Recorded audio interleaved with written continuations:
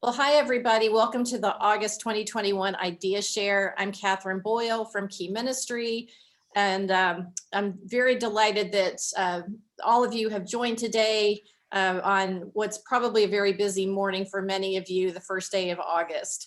So in my church and in my area, we have just come off of what I think of as vacation Bible school season. And I'm guessing that that may be true for a lot of you as well. So if you want to go ahead and just talk a little bit, just briefly about some things that you did, maybe that were a little different this year because of, the ongoing safety protocols from COVID, just feel free to raise your hand. And, if there's a bunch of hands raised, I'll call on you. So just bear with me while I do that. Do you want me to call on you instead? Okay, Christy, go ahead. So our church, I'm from the Chicago suburbs, from Wheaton Bible Church, special needs ministry coordinator there. And we have had, so our teens and adults class has been running since things opened up a little bit, like a year ago. But we have not had any kids come back for in-person at all. So I was excited when this summer I had a neighborhood, we do neighborhood Bible club as opposed to vacation Bible school. We basically provide a box of, scripts and box of supplies, and then people do the clubs in their neighborhood. So I did one in my neighborhood for our Shine kids. And we had 4 kids who came back who haven't come back to in-person church, but because we did it outside, they felt comfortable to come back. And so I actually had a mix of kids from my neighborhood, and we actually have 3 special needs kids in my neighborhood, and then a variety of other kids, so we had about 20 kids total, but it was so exciting to have those 4 families feel like they could participate. We were outside, we had wagons, we had parachutes, we had games, we had tents, water games. It was a great time. So we did that 2 weeks ago, and it was nice to get those kiddos back and to engage our teen helpers, and just make some good connections. So that's a real plus side. On the negative side, I've asked all my kids' families again, hey, I'd love to reopen the kids' classroom, that last Sunday in August, and I've heard nothing. It's like crickets. So some of them have said, well, one family did get back to me and say, when our son can be vaccinated, we'll bring him back. And I'm like, well, he's 9. So I don't know when that will be, but, so I keep praying for them and sending them weekly. Our children's ministry is making videos that I can send them and things like that. But it was great to have Neighborhood Bible Club. But on the flip side, I'm just still hoping for, that in-person piece. But it'll happen in the Lord's timing, right? Absolutely. Well, and kudos to you for doing, the neighborhood Bible club. And that's fantastic. Is anybody else using that kind of approach instead of VBS at, in your church building or at your church facility? No, but I see a few heads shaking no. So, well, and if you haven't seen, several months ago, we actually did a webinar on, how to do special needs ministry in your community, basically the house church approach. So I encourage you to go to our website, keyministry.org, and just look for our webinars, and you'll find a link there. So great. Thank you, Christy. So anybody else want to talk about their recent vacation Bible school or Sunday school experience? I don't want to limit anybody, but yes. Okay, at our church, we did not do VBS this year. They're actually changing the format to be like a family festival. Okay. So it's the kids and families together. And then I think it hasn't happened yet. And I think they're going to take the parents in for one part to do some information about the, ministry, not this special needs ministry, but just the church as a whole. So as far as our part in the disability ministry, before when we did VBS, we'd have buddies and we did adapted things. But this time we just encouraged our children's ministry to talk to the parents of our kids with disabilities and ask them, what can we do to make the whole thing more inclusive for you, and get their input. So that's how we approached it this year. Awesome.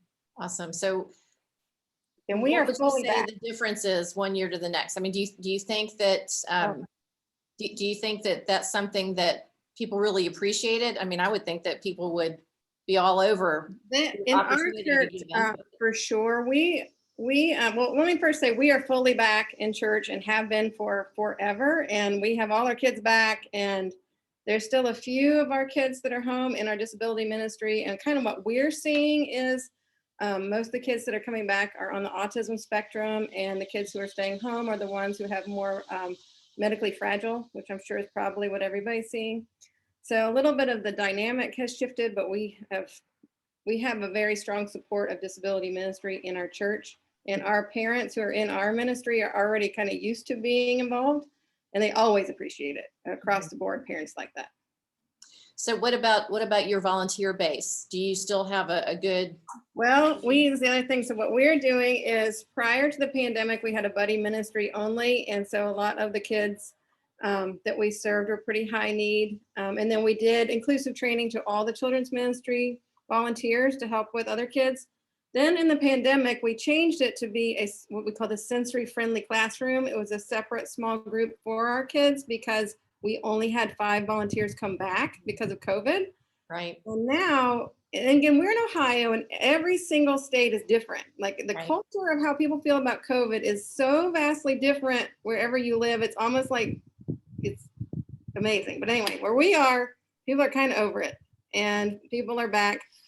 And so now we're going right now, recruiting to go back to closer to the pre-pandemic model, but more like the 3-tiered system. We're going to keep our sensory friendly classroom for our children that have really high needs. We actually have people on a waiting list to get into that.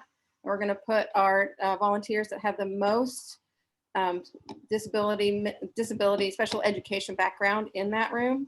Then we're going to have some of our kids go back into the one-on-one buddies in the second service, which will go back and forth between the resource room and the general classroom. And then we are doing a push to equip as many of our children's ministry volunteers and like middle school teens to do what we call like invisible buddies or cross training to be able to use the resources that we provide, like the First Then boards and those type of things, to help any child they see that's struggling, because we have a lot of kids in our church that are on the spectrum but don't need to be in a separate ministry. So we are right in the middle of that recruiting, and if you would pray for that for us, I would appreciate it, because we're almost there, but not quite. Wonderful. Barb, I want to tell you that Amy prayed for you and your ministry this morning with that request that you left in Heart Recharge. And it was so precious to hear her be somebody with disability praying for those volunteers to come and be able to be available for your ministry. Oh, thank you. Tell her thank you so much. That means so I much. will. That's fabulous. Fabulous. Okay, anybody else? What's going on with your VBS experience? Yes, Diana. There, couldn't get the button to click.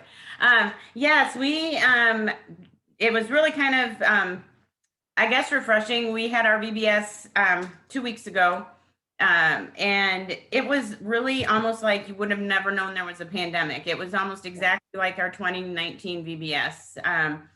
In 2020, they did a drive-through and online-only VBS, and then this was back to where we had over 2,000 kids, hardly anyone wearing masks, tons of middle school and high school volunteers, and I mean, and it was really fun. In terms of special needs, which we usually have a little bit bigger turnout than we had this past year, but anyone who's pre-K through 5th grade, we try to make an assignment for them, which is what we've always done. And they get a one-on-one buddy, which was a big boost for our recruiting to get some of these people interested and trained. And so then they tend to do whatever the assignment is for that group. So with that many kids, of course, it's pretty huge. And so it all starts off in our main worship center. And we're pretty much over the fear of COVID in San Antonio. I mean, it's still here and this variant and everything, but you would not have known it with the way it went. So that was a really good thing. And it did get a lot of kids come to that don't go to our church, because a lot of our special needs kids know that that's just too big. They don't even attempt it. So I work really hard to try to make and pray over those pair ups. And so it always brings newness. And then what we've always done too is, I guess probably 7 or 8 years ago, it was asked that what about the kids that are special needs and they still want VBS, but they're older than 5th grade. So we've done we just call it our teen adult group, and there's pretty much inclusive. They get to do all the opening, they get to do the large group stuff. They don't do the outside rec games with the little kids, and we do our snacks separate, we do our crafts separately, but they're really part of it. And the group was down in size a little bit this year, and I do think it was COVID, even though a lot of them are vaccinated at that age. But yeah, it was really fun. It was really a boost, at least for me, because we're still trying, as you had said, Barb. I mean, we've been open for a really long time, but some of our kids just haven't come back. And then I don't know if this had anything to do with it or for just the timing, because we're now getting right before school starts. So the weekend after VBS was our biggest weekend. It was huge. And this past weekend, I was like, what happened? Are they scared of COVID? Because we had so few kids come back just this past weekend. So I don't know if anyone else is seeing any of that, or if we're just going to wait and see it when school starts. Everyone's taking a quick vacation while they can. I'm not sure. Right. Yeah. So when does school start for most of you?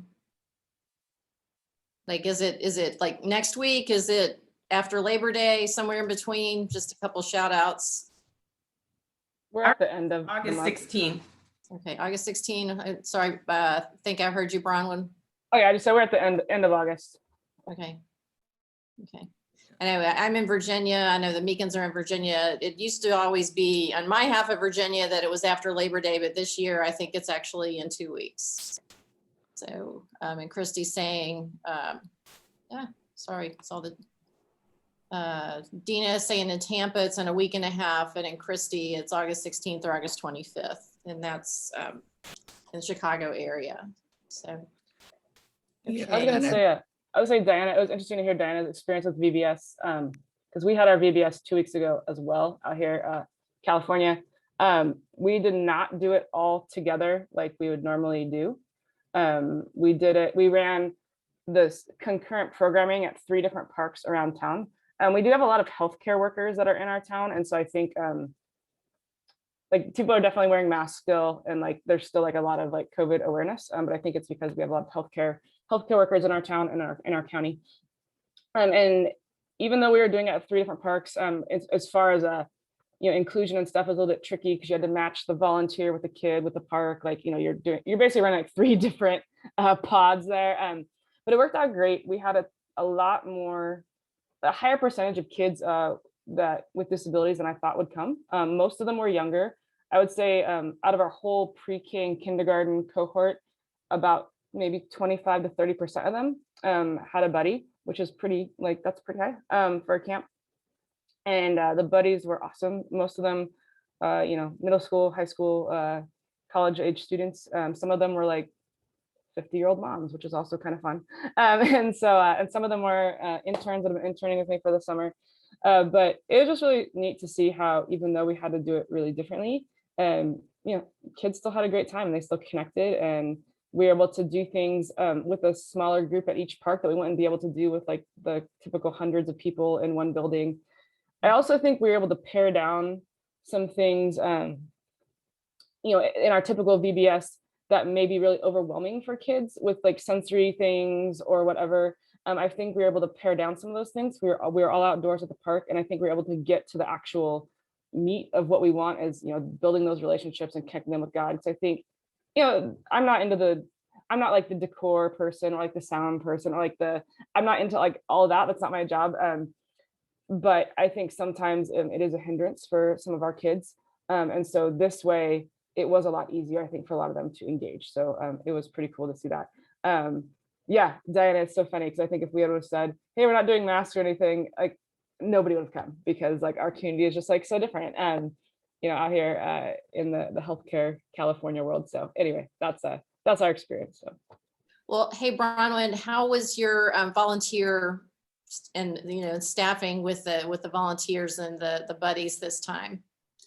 A lot of folks who would usually volunteer did. Again, we've had a really high turnout with the younger, the under 22 crowd. A lot of our teenagers and young adults have been vaccinated, so I think they feel a little bit better about coming around to volunteer. And actually, one of our volunteers, he was 11. This was his first year not being a camper, and he was a volunteer. And he became a buddy for someone who we didn't know, a brand new kid who we didn't know. We didn't really know what his needs were, and it was like the most amazing match ever. And so just really neat to see, like, an 11-year-old kid who like stepped up. So yeah, I think volunteer wise, we trended a lot younger than we normally would, but it was still really great because the younger guys, they really liked being outside and running around with the kids, and they didn't mind that there wasn't as much like typical structure. Like, they didn't mind that. Fantastic. Anybody else want to talk about what their vacation Bible school experience was? I've got more questions if you guys are kind of done with that. Well, so tomorrow, if you don't know, maybe many of you know, it's National Night Out. At my church, we always do a big thing every year. Is this something that your churches are doing?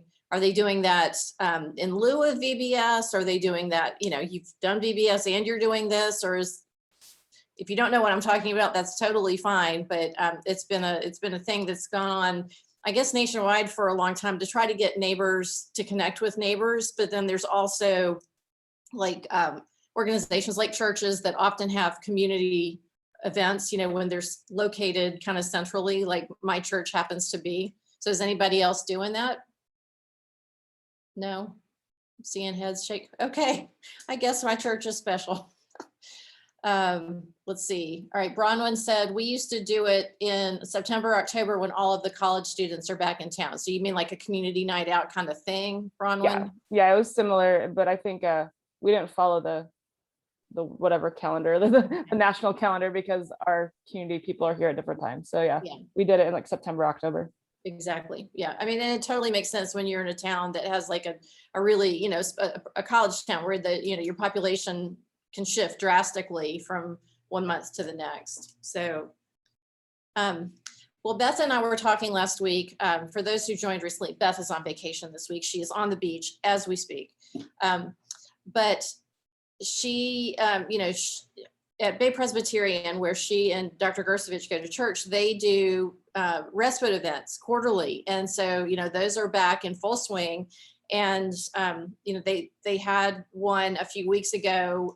I don't think they had, the same number of volunteers, but they did have a lot of people that showed up.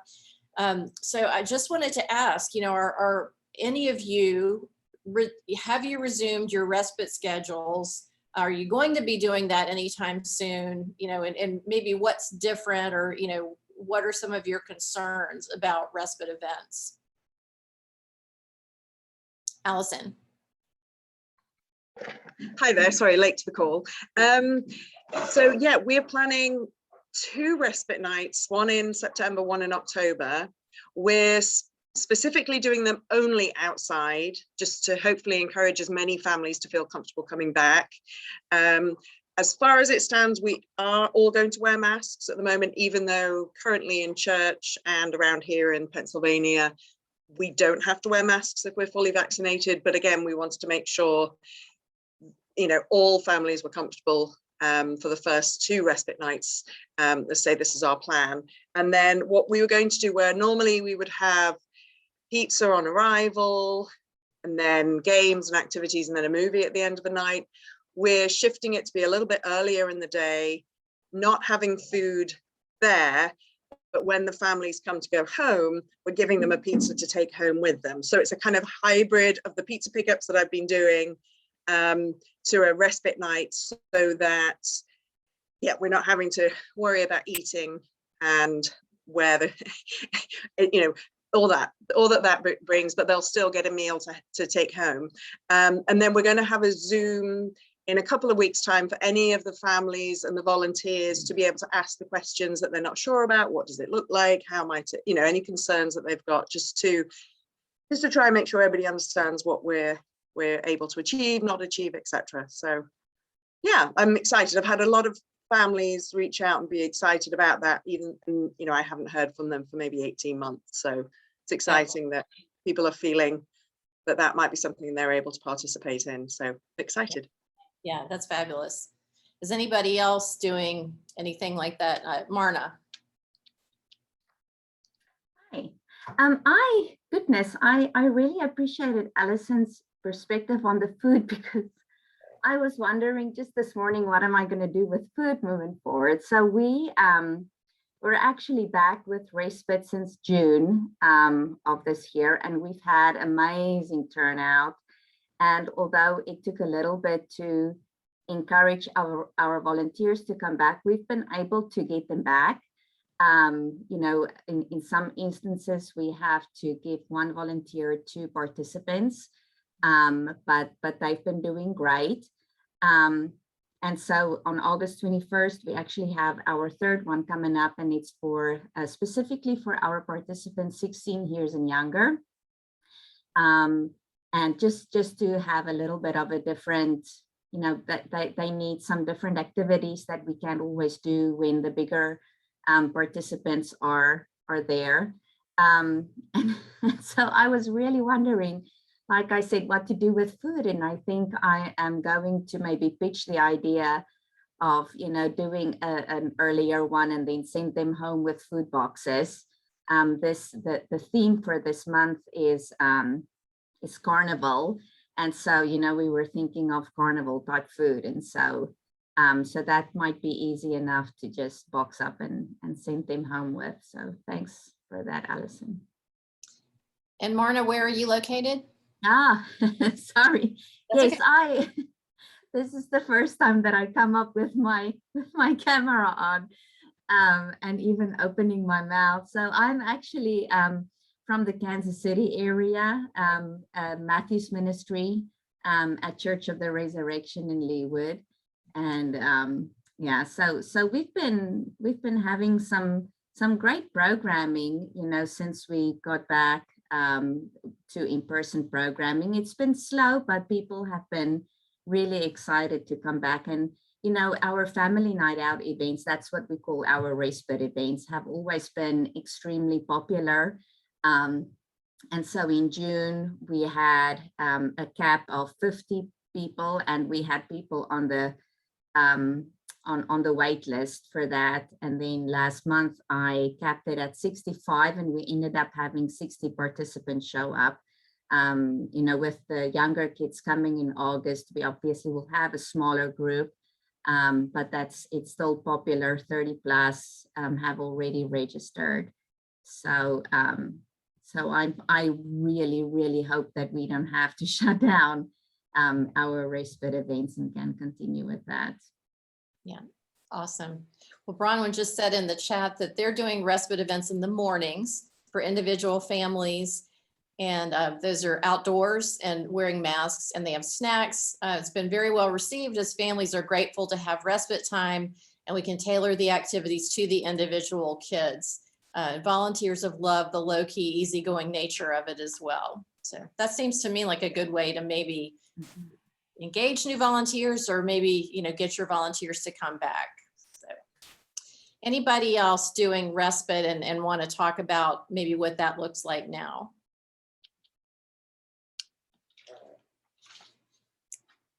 Okay, so I guess the big question, certainly it's gotten a lot of press in the last week, is, you know, are there going to be more restrictions that are coming?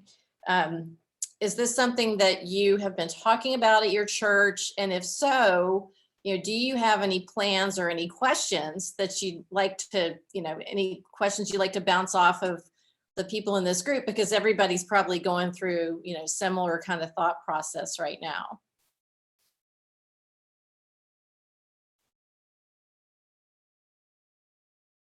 Nobody has a question? Only me? Well, as you know, this Sylvia, Okay. Hey, Sylvia, you go know, ahead. we're not even open yet, so Yeah. it doesn't make any So no difference. change, huh? Well, we're in the process of thinking about it. But we're scheduled to actually start an in-person service the 26th of September. I think that's the end of it. We're going to start off with like a 3 days of tent revival, and then 2 Sundays service under the tents, and then we'll actually go in person. The problem that we're having is, that's a concern to me, is having 2 church services. We used to have 4 church services. Now we're only going to have 2 church services, with the Sunday school children activities backing up to the services. So my concern is for how do we coordinate having services, Sunday school time, children time, at the same time we have church service. And how do you get volunteers to support those particular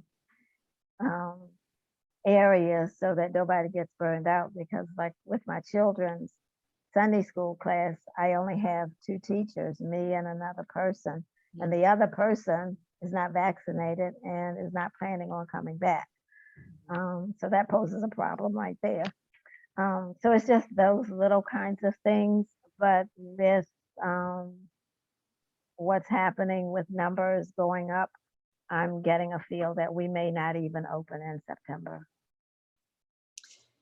Is anybody else having this issue with the change in your programming times where, and Sylvia, maybe this question is good for you to get started. So you guys used to have 4 services. Do you have a particular service that tends to be the one where people go to worship, and then another one where people go to Sunday school? Because every church I've ever been in, that's been the case. And so it's always been kind of a challenge if there's a big shift of people going to a different time. Right, we used to have 3 services. We used to have an 8 o'clock, 10 o'clock, and a 12 o'clock. Well, now we're going to go to a 9 o'clock and an 11:30, which doesn't allow people the opportunity to choose which service. Like you might go to one service, like the volunteers might go to one service and then support the Sunday school classes at the other service. But because we now have both services, Sunday school classes at the same time services are going on, doesn't afford anybody that opportunity, particularly the teachers, like particularly me, who's the primary teacher, because we have like 3 age groups that we are supporting. We do children, youth and young adult, and an adult class. So and everybody can't come at the same time, right? Just because we don't have we have the space, but again, we don't have the volunteers right now, and people are not committed. And in order to be able to participate, you have to be vaccinated. So has anybody else had this problem, or is this problem something that's going on? Barb, you've got your hand up. Go ahead. Okay, we don't have this problem this year or from COVID, but about 2 or 3 years ago, we went to what was called Summer Sundays because we get lower attendance in the summer. So our church decided we'd only have 1 service in the summer, which normally we have 2 services. So you could go to one service and then volunteer in the other, right? So Summer Sundays, there was no other service. So what we had to do was we just had to recruit more and try to get people to serve less. So it did take a lot more recruiting, but we were able to pull it off. So we tried to recruit enough that people could serve like once a month. So they are only missing worship once a month, and letting them know this was just for a season. And we just had to work really hard on the front side as to the why they should be involved. So it's not easy, but it definitely can be done. Anybody else want to make a comment? Thank you, Barb. Yes, Marna.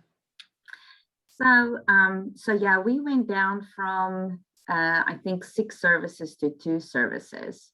And now we're bringing a 3rd service back. And by the way, they're bringing the 3rd service back because they think that people will respond better so that they could sit farther apart from one another. So we're not bringing the 3rd one back necessarily because we had the need or the ask, which we did, but we're specifically bringing the 3rd one back because we're thinking that people might be able to spread apart a little bit more.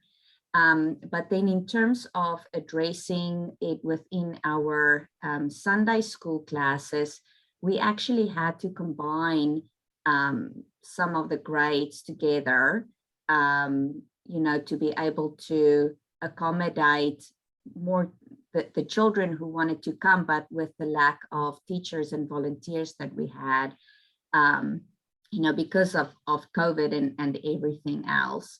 That was the other thing. And then the last thing that I wanted to add is that I know it's not the same and it might not, feel like you are in service, but the fact that we have our online services and TV broadcasts of our services, it at least allow, some of those staff and volunteers who cannot get to the actual service, like me, because I am working at all the services right now, I'm able to attend online or TV broadcast services. And so, I would love to get back into the church building and into the sanctuary with everybody else. But for now, the online will just have to do. Right. Thank you, Marta. And Diana said that they went from 5 weekend services to 4 last September, and their Sunday at 11 o'clock remains the most popular, that they're constantly recruiting volunteers.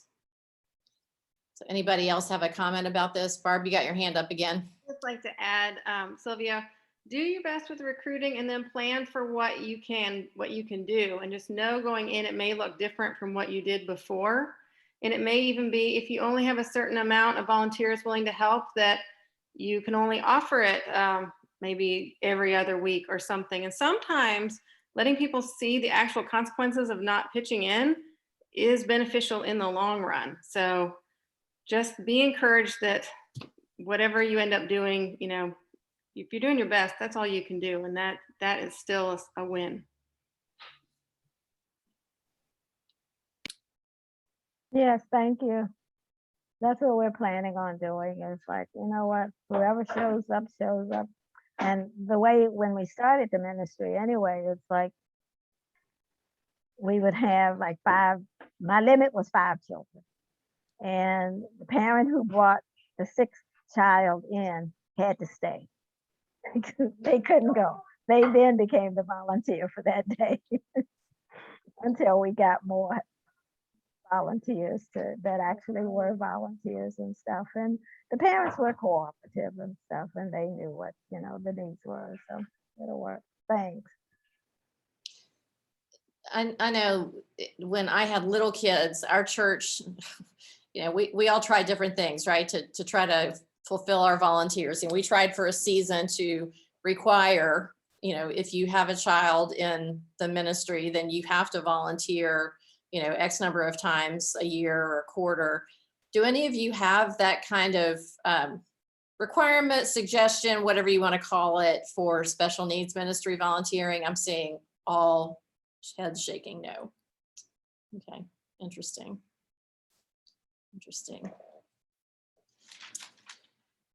Well, so what else is going on that, any questions, any dilemmas that you'd like this group to help with right now? So, we're talking about, changing services and all the different kind of mandates or recommendations coming out.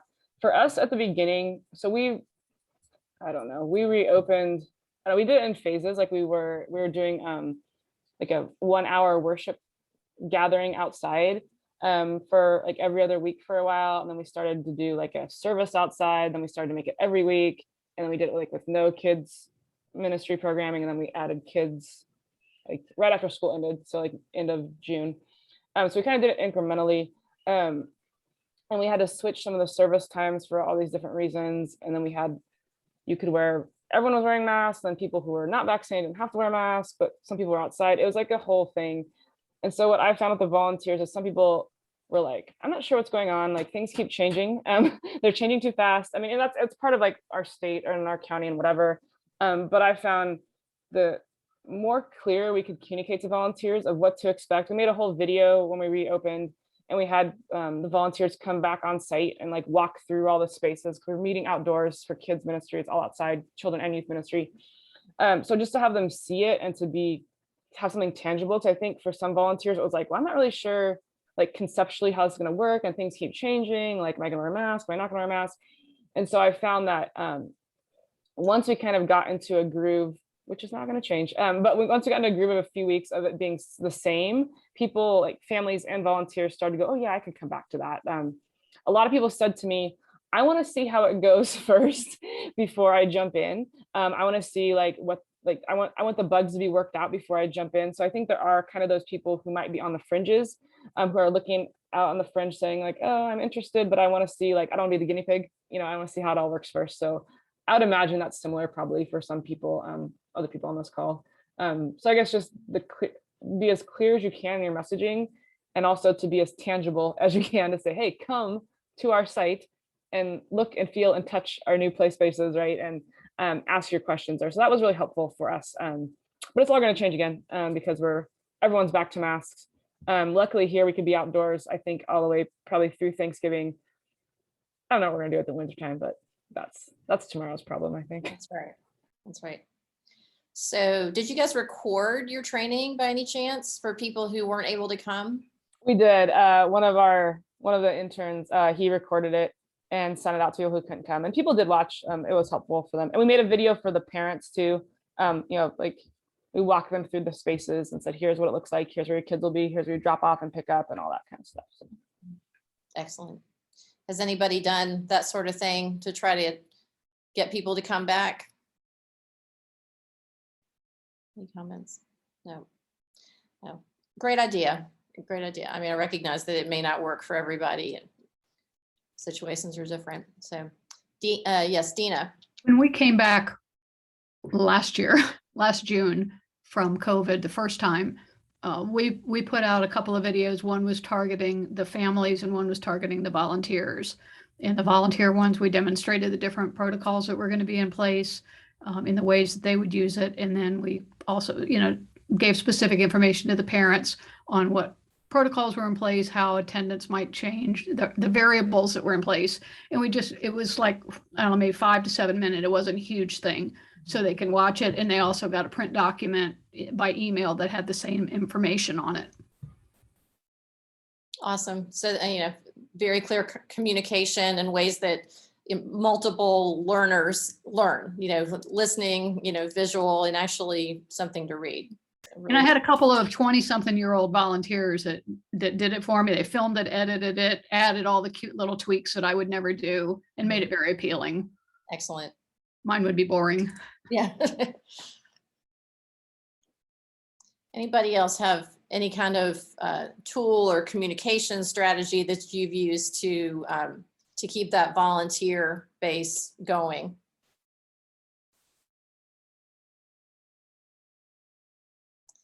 Okay, well, we've got about 20 more minutes till the top of the hour. So what else is on your mind today? I was just going to say really quick about keep the volunteer base going. We work really closely with our church leadership. And when we really feel like we need more support, they will allow us to speak from the platform a little bit or speak on our behalf of the platform. So don't forget to put that in your arsenal as well. Yes. And telling stories and all of the whole business. Yep.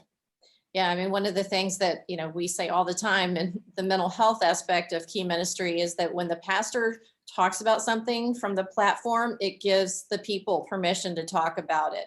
So, you know, that awareness from the pastor makes it a lot more important in everybody else's mind. So, great idea. Anything else? What else is going on? What are you thinking about? Dina. I have a completely different topic, if I can. That's totally fine. Bring it up and see. My question concerns what anyone else might be doing that is targeting our participants with autism who really have capacities, cognitive capacities that are higher than it looks on the outside. We've just had to make a lot of changes as that has been revealed dramatically to us in this last year. And I would just wonder if anybody else is doing anything in that area or not. I say, Deanna, we had several teenagers and young adults with autism volunteer for our VBS 2 weeks ago.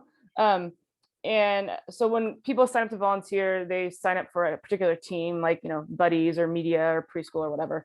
And so folks did that. These students did that. And what our team did, said, hey, we know these guys might need a more specific task. So we created something more specific within that, like, kind of general, that kind of general team they were on. So one of our guys with autism, he's a 8th grader. I mean, he's a phenomenal artist. So he did the art for our VBS camp, and we made them on little postcards. We mailed them to volunteers and students and things like that. Another student was on the dance team. He's like very talented in that area. So he was on the dance team, and he had, he's been on there before, and he had some supports and things like that. So we have found that, making some of those like a specific task or a specific goal or whatever, like making it a little more concrete was really helpful. And it was really successful. I was really pleased by how it, their experience and being able to contribute kind of meaningfully in that way on a team was really helpful. So I don't know if that's like a helpful start for you to think or not. I know, all the ministries are different, but that was something that we, just experienced. I love hearing those ideas. I'm thinking particularly in terms of like curriculum. Are your students in what we would here call mainstream groups? Are they in a special needs class that's separate from the other teenagers? We have both going on here, but I'm thinking of the ones who are in our like self-contained area. We have both going on too. We have, because our classes are grouped according to age and abilities and that kind of stuff. I have had one of he was a teenager at the time, wanted to assist with one of our 2 and 3-year-old classes. And he was able to volunteer and support the 2 and 3-year-old teacher, because the 2 and 3-year-old teacher's class is right next to where the special needs class meets. So I could monitor what was going on with him and support the teacher if she had any concerns or needs or that kind of stuff. So just trying to see what the needs are, talking to the student or the participant himself, and seeing if that was something that he wanted to do. And he's done that now it's probably been about 3 years that he's worked with that same teacher. Now, who knows what we're going to do when we go back and in person, because that particular teacher has decided that she just does not want to be a teacher any longer. Have to do some work on her and maybe pay her. But just trying to do that, to see what their skills are, and making sure that they are properly placed, but that they are also monitored. And going back to another question that I had a thought about in terms of advertising, how we're going to support them. I'm going to create social story books once we produce the video for the church membership themselves. Is from that, take little snippets of what's going on and create a social skills book for the parents to give to each of their son or daughter, and read to them like a couple of weeks before they come back into the church service, just so they have a heads up as to what things might look like, to give them a warning as to, these are the expectations. Excellent.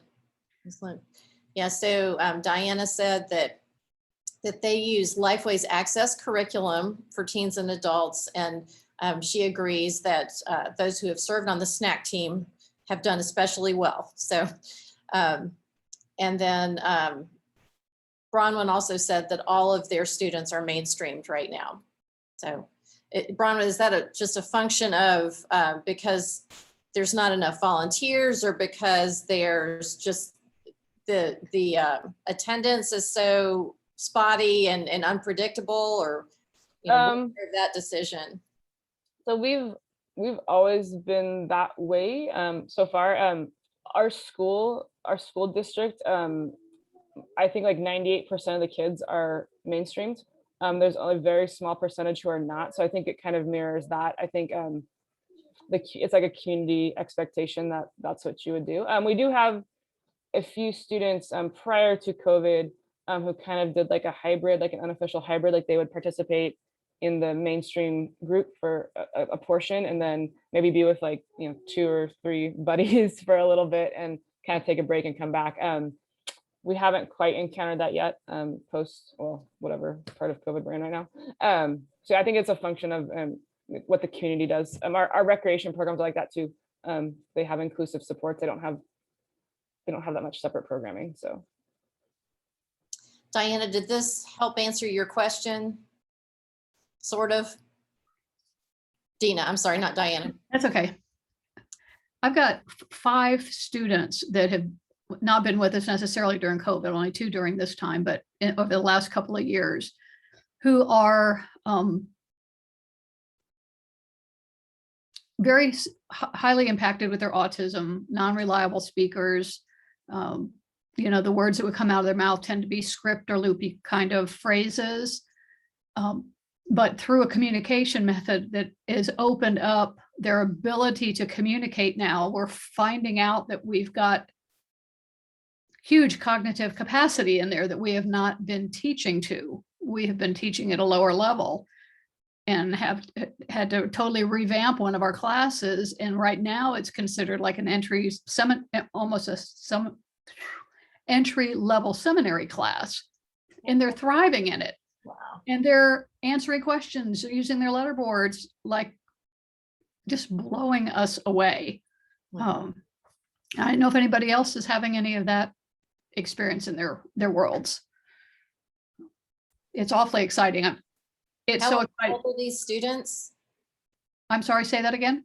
How old are the students? These are mostly teenagers. I think the youngest one that I've got doing this probably is 13, Okay. and got them up to maybe 17 or 18. They've all come from this one particular school that used and has highly developed this method in the area. It's the only one in this Tampa Bay area that I know of. And it's a very expensive thing. So it's not like all our families that need it can go take part in it. So I'm actually going through a 6-month course to learn it, to be able to work with more of our students, because we've got so many non-speakers.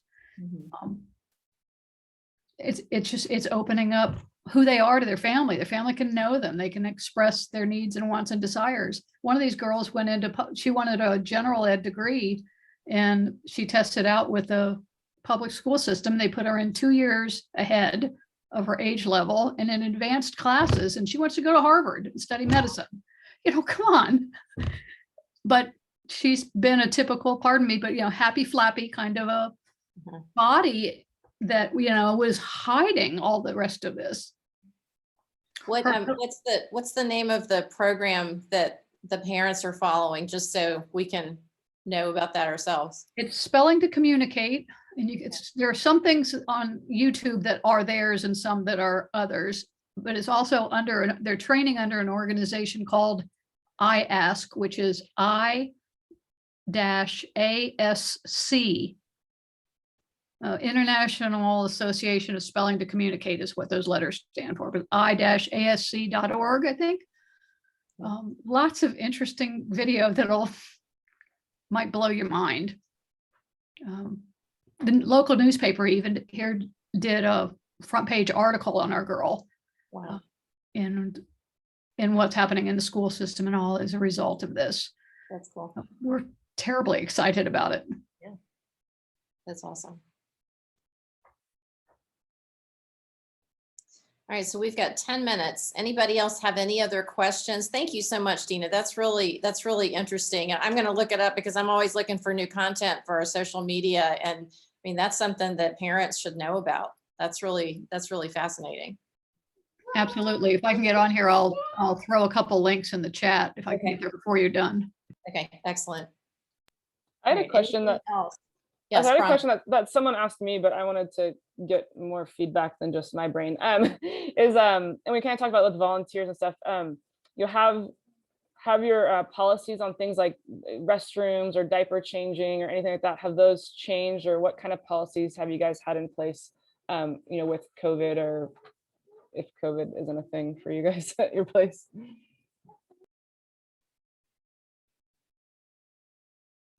Yes, Diana. I was just going to say, yeah, those are, really good questions. And a lot of ours we'd thought of before the COVID, but one in particular, and I know we've had some other chats with Key Ministry that are really great, because I still have it on my list to do an adult size changing table. But we have always had that if a child is bigger than a baby changing table, which is all we have, that we do not change diapers. And we grappled with that because of just the different ages of when they start to mature, what their verbal level is, what we would never have volunteers do it, but would we have paid staff, and we pretty much went with the restriction of, we will always get a parent during church service. But lo and behold, I did not think this through. We had one of our kids, nonverbal autism. His mom died unexpectedly in January, and she was his sole caregiver, sole communicator, and dad's really had a time of it. And they haven't been back to church yet, but they will be. But I convinced them to bring their son to VBS. Lo and behold, did I even think about the 13-year-old who's not potty trained and dad's at work and I'm with him. So I had to kind of go into the gray area on that one. And yes, I changed his diaper every day because I guess we were on the schedule for him to have a BM.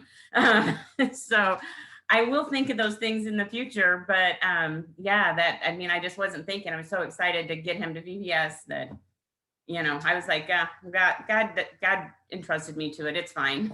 Do what you have to do. Just like you were saying, before, Barb, to Sylvia, you just got to do what you got to do. And that's all I guess I would say about that.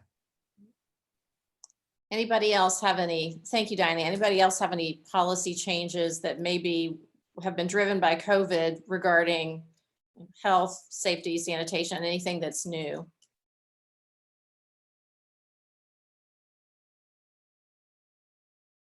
Okay, last call for questions because we're coming up on 1 o'clock. Thank you so much, everybody, for all of your comments and participation today. This has been really helpful. And I try to furiously take notes, and we go back and look over those, many times to help, to help flesh out programming at Bay Pres, but also, to think through, all right, what do we need to do for future programming for Key Ministry? So this is super helpful. So anything else?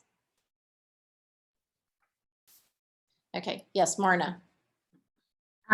So I just, in Beth's absence, I just want to thank her for putting a link to my survey in the last newsletter. I don't know if you've seen the newsletter and you saw the link, but I'm furiously trying to come up with survey data on the prevalence of disability ministries in the country. And it's been a real struggle. So I'm actually doing a grad certificate through KU, through their SPEC program. And as my project for this month, I'm trying to figure out, what the prevalence is of disability ministries, and then do we have to do something about it? Mm-hmm. To get churches out there to take the leap of faith. And so, but without data, I can't really, do anything. So if you happen to have her newsletter and you see my link in there, I would just really appreciate if it's literally just a few questions. I try to make it as short and just as uncomplicated as possible. So I would greatly appreciate you taking a minute to just hit a few buttons in there and give me some data from your area. So thank you for mentioning that. So if you don't have our newsletter, if you don't know what Marna's talking about, just shoot me an email and I'm happy to forward you the newsletter with the link. So, it'll help Marna greatly and really help all of us greatly, because the more research and information that's out there, the greater for all of us who are working in this field and those who will be coming behind us. So, all right, a couple quick things to wrap up. Dina shared in the chat, again, the website for the Spell to Communicate organization is I-AS, like Samantha, C.org. And the Facebook page is IASC Spells. So be sure to check those out. I will be, for sure. And then if you are interested in what's coming up next for us, we have our monthly disability ministry video roundtable on Wednesday, the 18th. This month, we're going to be talking about community outreach ideas that you can try this fall. It's exciting to hear that you guys are already doing so much of that with your respite or other programs that are really, that are excellent opportunities for folks who maybe haven't come back to church or just aren't connected to church at all. And then on the 25th, we're going to be having a mental health webinar on when the pastor has a mental health need. What should the pastor share? What should the pastor not share? So be sure to visit our events page, keyministry.org, and just navigate over to the events page. So thanks again so much for all of your great comments and for participating. So we will be back in touch with future idea share links and hope you guys can join us next time. Thanks so much. Take care.